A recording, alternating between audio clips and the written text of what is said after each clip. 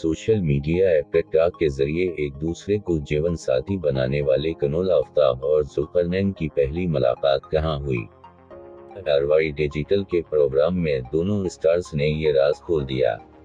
तफसीलात के मुताबिक मारूफ टिकटॉक स्टार जोड़ी कनोल आफ्ताब और जुल्करनैन ने RY डिजिटल के प्रोग्राम गुड मॉर्निंग पाकिस्तान में शिरकत की, जिसमें दोनों टिकटॉक स्टार ने बताया कि किस तरह उन दोनों टिकटॉकर्स की मुलाकात हुई थी और बाद अज़ां निकाह के बंधन में बंधे।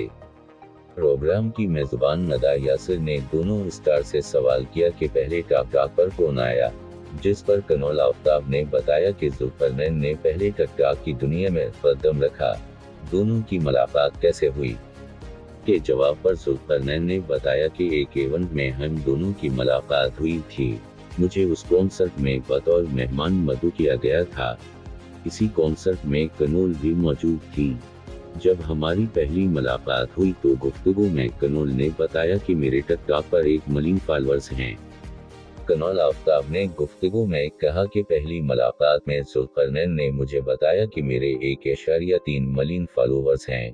जुल्करनैन का कहना था कि टिकटॉक पर फॉलोअर्स बढ़ाने के लिए लड़कियों की निस्बत लड़कों को बहुत मेहनत करना पड़ती है, जिसकी कनोल आफ्ताब ने भी तायद की।